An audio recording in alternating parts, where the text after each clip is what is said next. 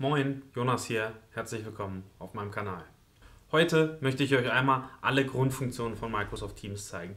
Teams ist mittlerweile in aller Munde. Jeder von uns hat es wahrscheinlich schon mal benutzt, spätestens seit der Pandemie. Und auch im geschäftlichen Umfeld ist Teams auch ohne Pandemie total auf dem Vormarsch als die neue Zusammenarbeits- und Chatlösung. In Teams habt ihr aber viel mehr als nur eine Chatmöglichkeit. Teams bietet euch die Möglichkeit, euch in Gruppen, in Projektteams oder Ähnlichem zu organisieren und ganze virtuelle Arbeitsbereiche zu schaffen. Das ist ziemlich praktisch, gerade in der Interaktion mit weiteren Apps wie Planner oder wie Microsoft Lists. Nichtsdestotrotz gibt es sehr, sehr viele Optionen in Teams, die man auch alle erstmal kennen muss. Wie Teams grundsätzlich funktioniert und welche Grundfunktionen es gibt, das zeige ich euch im folgenden Video und gehe mit euch einmal darüber hinweg, welche Funktionen gibt es alles, wo findet ihr was und wie erstellt ihr ein neues Team. Viel Spaß jetzt dabei in Microsoft Teams. Also, wir springen mal rein, wir starten wieder auf unserer App-Übersicht und gehen in die Teams-App. So, wir haben Teams geöffnet in unserem Browser. Ihr seht hier teams.microsoft.com. Die URL könnt ihr natürlich auch direkt eingeben, wenn ihr nicht über die App-Übersicht gehen wollt, wie ich das gerade eben gemacht habe. Und so landen wir jetzt direkt auf unserer Teams-Seite. Was sehen wir hier? Wir sehen hier erstmal das Teams-Menü. Auf der linken Seite haben wir die Sidebar, in der die unterschiedlichen Navigationselemente sich verbergen und Apps. Wir haben oben die Überschrift mit dem bekannten 9-Punkte-Menü, über das ihr auch dann wieder in alle anderen Office 365 Apps wechseln könnt. Wir haben hier oben in der Mitte die Suchleiste und ganz rechts an der Seite haben wir ein kleines Bild, unser Avatar und hier das Einstellungsmenü. So, wenn wir jetzt mit Teams anfangen, gibt es hier verschiedenste Funktionen. Was kann ich mit Teams alles machen? Fangen wir mal an mit dem prominentesten. Das ist auch das, was immer am Anfang direkt erstmal offen ist. Das ist der Punkt Chat. Ihr seht hier gibt es schon einen Chat. Ihr könnt hier jetzt auch private Chats und Anrufe tätigen und direkt mit Leuten in die Kommunikation einsteigen. Und so sieht das Ganze dann aus, wenn ihr im Chat-Fenster seid. Ihr seht, hier gibt es schon eine Nachricht. Ich habe gefragt, wann denn das nächste Video kommt. Ansonsten ist der Chat relativ trivial aufgebaut. Ihr habt oben den Namen zusammen mit dem Icon, beziehungsweise wenn derjenige ein Bild hochgeladen hat mit seinem Avatar. Ihr seht den Online-Status, sofern das freigegeben ist. Ihr habt dann hier die Chat-Option. Ihr habt den Reiter Dateien. Hier würdet ihr jetzt alle Dateien finden, die ihr zwischen zwei Personen ausgetauscht habt, mit der ihr chattet. Und ihr habt den Punkt Aktivitäten, wo ihr hier aufgelistet bekommt, was die jeweils andere Person so macht. Natürlich immer nur das, was ihr gemeinsam habt, das heißt, was du sehen kannst, weil du im gleichen Team bist oder im gleichen Planner arbeitest oder ähnliches. Hier werden natürlich keine Aktivitäten aufgelistet, die man nicht sehen sollte. Gehen wir wieder in den Chat. Ich kann hier ganz einfach direkt reinschreiben und mit Enter quasi abschicken. Ihr seht jetzt, es wird die Uhrzeit angezeigt und dieser Chat bleibt jetzt auch bestehen. Das heißt, wenn ihr in den nächsten Chat mit der nächsten Person geht und morgen hier wieder reinschaut, habt ihr quasi immer noch diesen Chat hier stehen. Das Ganze nennt sich Persistent Chat und funktioniert wie bei uns auf dem Smartphone auch mit WhatsApp und ähnlich. Das heißt, ihr habt die ganze Zeit euren Chatverlauf, eure Bilder, eure Dateien im Zugriff. Das ist etwas, was sich gegenüber Skype bzw. Skype for Business geändert hat. So, was kann ich hier im Chat jetzt noch machen? Ich habe hier mehrere Optionen. Fangen wir oben an. Ich habe auf der einen Seite ganz rechts den Punkt mit diesen zwei Personen und dem Plus. Ich kann Kontakte hinzufügen. Hierüber könnte ich jetzt quasi aus diesem Chat einen Gruppenchat machen, indem ich jetzt noch 3 weitere Kollegen hinzufüge. Dann hätten wir eine Gruppe. Auch das funktioniert wie bei WhatsApp. Daneben haben wir die Option anzurufen. Ihr seht es, der Tooltip zeigt uns Audioanruf. Das heißt, ich kann jetzt mit jemandem in ein Telefonat gehen. Das Ganze dann direkt übers Internet. Wenn ihr in einem Unternehmen arbeitet, was Teams sogar für Festnetztelefonie benutzt, dann könntet ihr hierüber jetzt auch eine Telefonnummer anrufen, die würde euch in diesem Menü als Option angezeigt werden. Da hättet ihr den Punkt Teams-Telefonie oder eine Telefonnummer. Der Button links daneben ist der Videoanruf. Hier, wie der Name schon sagt, auch das kennt ihr von WhatsApp und anderen Messenger-Diensten, könnt ihr einen Videoanruf starten. Das heißt, ihr habt nicht nur die Tonspur, sondern auch eure Kamera geht an und nimmt euch auf und beim Gegenüber wird auch angefragt, die Kamera zu aktivieren. Dann schließen wir die obere Reihe ab. Ihr habt hier oben noch ein Plus, die Registerkarte hinzufügen. Das kennt ihr vielleicht aus anderen Apps oder habt schon mal bei anderen Videos von mir gesehen. Hier könnt ihr jetzt auch diesem Chat wieder weitere Registerkarten, das heißt weitere verfügbare Apps hinzufügen. Beispielsweise eine Excel-Datei, eine Whiteboard-Datei oder auch eine PowerPoint. Außerdem habt ihr auch hier wieder eine lange Liste an Drittanbieter-Apps, die ihr verwenden könntet. Wenn ihr jetzt eine Nachricht bekommt, stellt sich das Ganze in diesem Chat so dar. Ihr seht, hier ist jetzt die Antwort gekommen und ihr könnt jetzt quasi wieder darauf antworten oder ähnliches. Hier unten habt ihr klar die Texteingabe. Ich denke, die brauchen wir nicht erklären und darunter habt ihr verschiedene Optionen. Zum einen habt ihr die Möglichkeit, eure Texte zu formatieren, das heißt Fett, Kursiv, Schriftarten, Farben, Absatz oder Stichwortlisten aufzuführen. Ihr habt die Möglichkeit, eine Nachricht als wichtig oder als dringend zu markieren. Ihr seht hier, wichtige Nachrichten werden mit einem Ausrufezeichen gehighlightet, das kennt ihr aus Outlook von E-Mails. Und bei dringend bekommt ihr die Möglichkeit, dass dem Gegenüber alle 2 Minuten eine Benachrichtigungsmessage gesendet wird, dass da eine wirklich wichtige Nachricht ist. Das kann in Notfallsituationen ganz schön praktisch sein. Dann habt ihr die Büroklammer, das ist für Anhänge, ich denke, es ist auch klar. Ihr habt ein Smiley, mit dem ihr aus einem Emoji-Menü verschiedene Emojis auswählen könnt. Dann haben wir das GIF-Menü, in dem ihr GIFs in eurem Chat verwenden könnt, so wie ihr das ebenfalls von WhatsApp kennt. Dann habt ihr die Aufkleber-Option. Hier verschickt ihr solche Sticker. Ich denke, auch die kennt man aus WhatsApp. Ihr habt direkt hier im Chat mit einer Person die Möglichkeit, eine Besprechung zu planen über dieses kleine Kalendersymbol. Wenn ihr da draufklickt, geht eine neue Besprechung auf, in die automatisch diese Person eingeladen wird. Wenn es eine Gruppe ist, wird automatisch die Gruppe eingeladen und ihr könnt hier aus Teams heraus ein Meeting planen. Daneben habt ihr dann noch die Möglichkeit, Stream zu verwenden. Ihr habt die Möglichkeit, ein Lob auszusprechen. Ihr habt die Möglichkeit, einen Genehmigungsworkflow zu bauen und über das Punktemenü Zugriff auf weitere Apps, die verfügbar sind. Als letzten Punkt im Chat möchte ich euch zeigen, welche Optionen es auf den Nachrichten gibt. Ihr könnt hier beispielsweise mit der Maus auf eine Nachricht gehen. Ihr klickt drauf, dann bekommt ihr diese Reaktionen vorgeschlagen. Das heißt, ihr könnt eine Nachricht mit dem Daumen versehen, ein Herz verteilen, lachen, erstaunt sein, traurig sein oder wütend werden. Und unter dem 3-Punkte-Menü findet ihr weitere Einstellungen, zum Beispiel diese Nachricht abzuspeichern für später. Sie jetzt ungelesen markieren, sie in Outlook weiterverteilen, dann öffnet sich ein E-Mail-Menü. Sie übersetzen mit dem eingebauten Bing Translator. Sie vorlesen lassen mit der Vorlesefunktion. Unter weitere Aktionen findet ihr auch hier wieder Drittanbieter-Apps, mit denen ihr jetzt beispielsweise diese Nachricht weiterverarbeiten könnt. Kommen wir zur nächsten Option auf der linken Seite, das ist der Punkt Teams. Hier findet ihr eine Liste von allen Teams, in denen ihr Mitglied seid. Ein Team ist quasi ein abgeschlossener Arbeitsraum, in dem ihr mit verschiedenen Mitgliedern, Mitarbeitern, Kunden, Partnern oder wem auch immer zusammenarbeiten könnt und euch zusammen organisiert. Das Ganze beispielsweise in unterschiedlichen Channels oder mit weiteren Office 365 Apps wie List, wie Planner und weitere.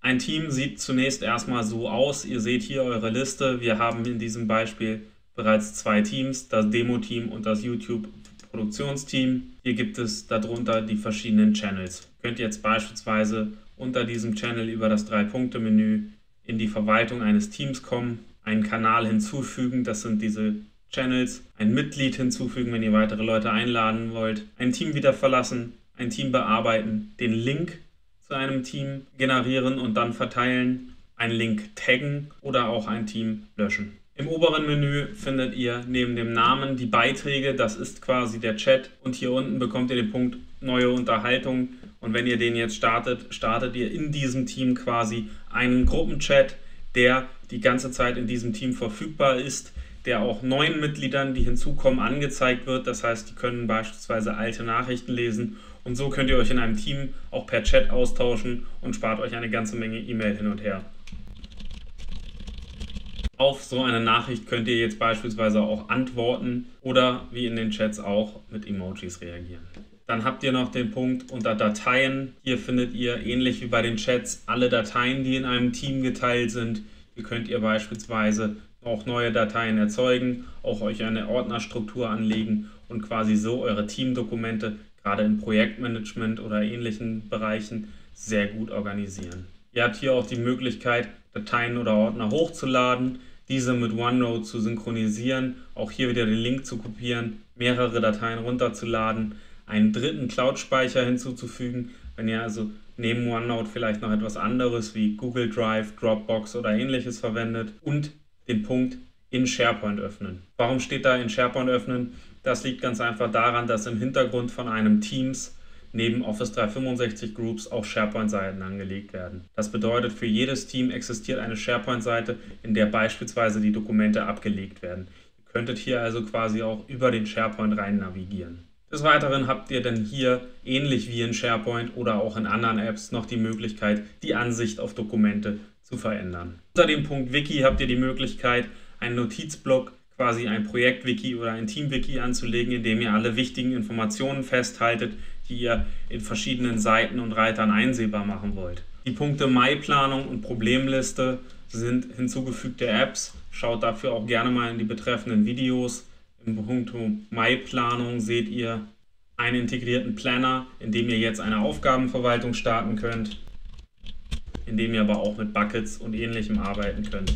Unter dem Punkt Problemliste findet ihr hier in diesem Fall eine integrierte List aus Microsoft Lists. Auch das ist zusätzlich hinzugefügt. Schaut dazu gerne auch das Tutorial für Microsoft Lists.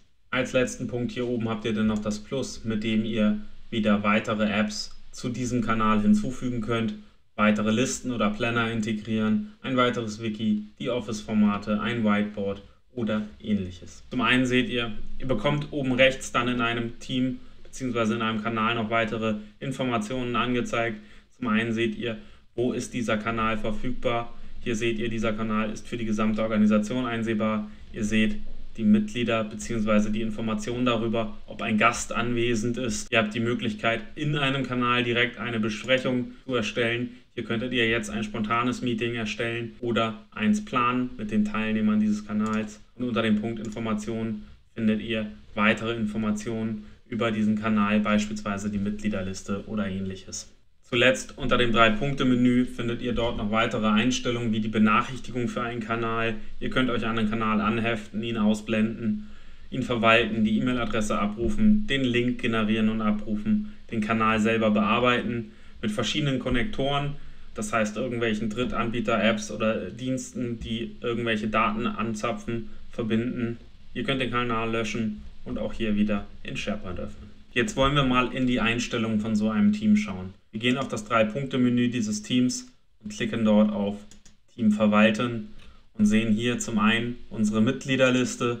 Das bedeutet den Besitzer, die Mitglieder. Ihr seht, ob die Mitglieder Gast sind oder einfach normale Mitglieder. Ihr könnt hier weitere Mitglieder hinzufügen. Ihr könnt in großen Teams mit der Suche hier weitere Mitglieder suchen. Ihr habt auf Teams-Ebene auch die Einstellung über die Kanäle. Ihr seht, welche Kanäle gibt es alle. Ihr seht auch, dass hier beispielsweise bereits ein Kanal gelöscht wurde und ihr könntet diesen auch hier jetzt wieder herstellen. Dann habt ihr weitere Einstellungen zu den unterschiedlichen Kanälen und auch hier wieder ein 3-Punkte-Menü, wo ihr in die Kanaleinstellungen wechseln könnt. Dann habt ihr den Punkt Einstellungen, in dem ihr diverse Einstellungen zu einem Team vornehmen könnt. Ihr könnt ein Teambild festlegen, ihr könnt unterschiedliche Berechtigungen in einem Team vergeben, ihr könnt die Gastberechtigung einschränken, das heißt einstellen, was ein Gast alles darf. Ihr könnt Erwähnungen erlauben, das heißt jemand mit einem Add und dann seinem Namen bzw. seiner E-Mail-Adresse erwähnen, sodass er gehighlightet wird.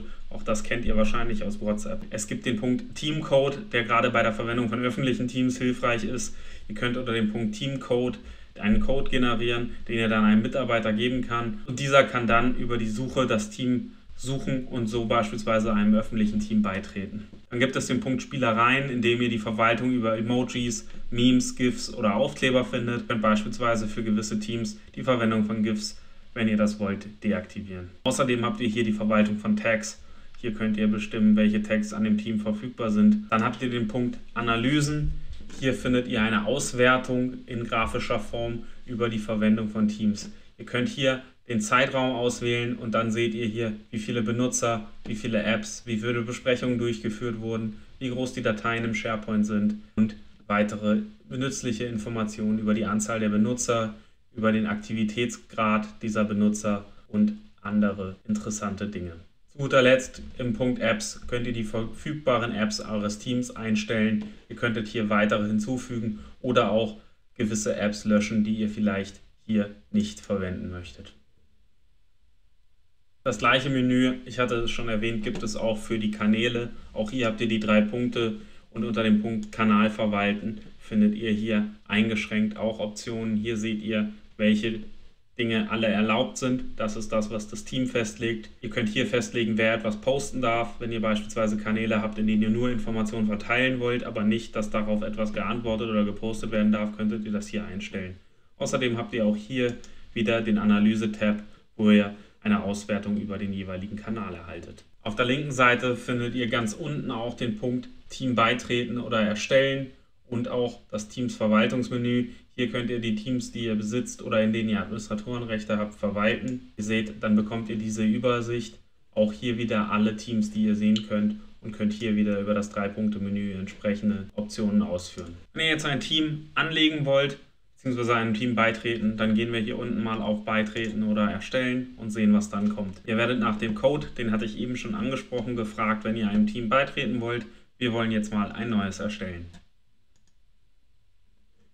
Ihr seht, ihr bekommt einen Dialog, in dem ihr zum einen festlegen könnt, ob ihr von Anfang an ein neues Team erstellt oder aus einer bestehenden Office 365 Gruppe ein Team erstellen wollt. Wenn ihr beispielsweise schon einen Planner habt, habt ihr automatisch für diesen Plan auch eine Gruppe, wenn ihr ihn über die Planner-App erstellt habt. Hier könntet ihr jetzt das zugehörige Team für diese Gruppe erstellen. Außerdem gibt es diverse Vorlagen, aus denen ihr euch eine aussuchen könnt. Dort findet ihr dann vorkonfigurierte Teams für Anwendungszwecke.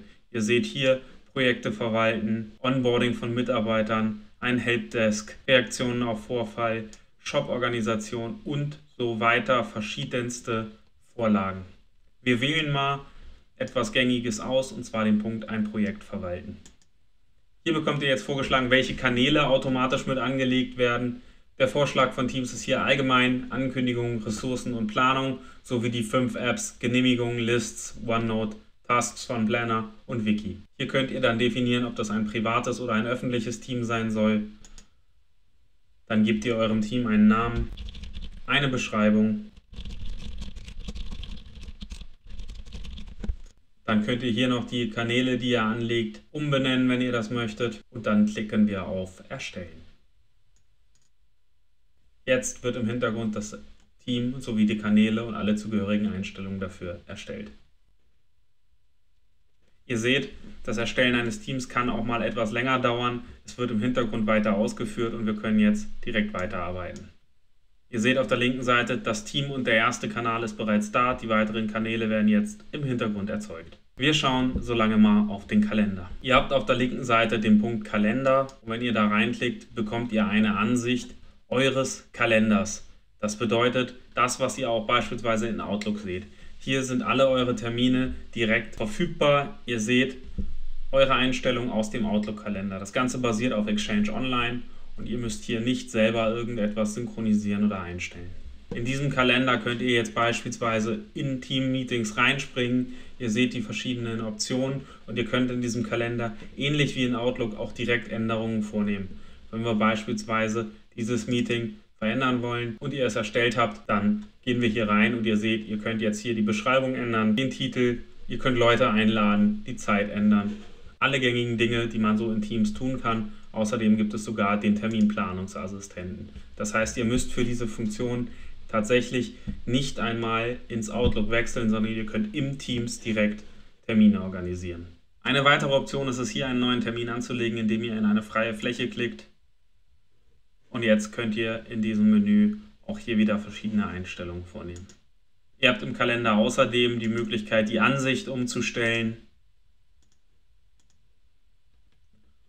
Über den Punkt Neue Besprechungen, den kleinen Pfeil, könnt ihr neue Besprechungen, also Meetings planen oder auch Live-Ereignisse. Über den Punkt Jetzt besprechen könnt ihr ein neues Meeting ad hoc starten, in das ihr dann beispielsweise einen Teilnehmer hinzu einladen könnt. So, gehen wir in den nächsten Punkt, den Punkt Anrufe.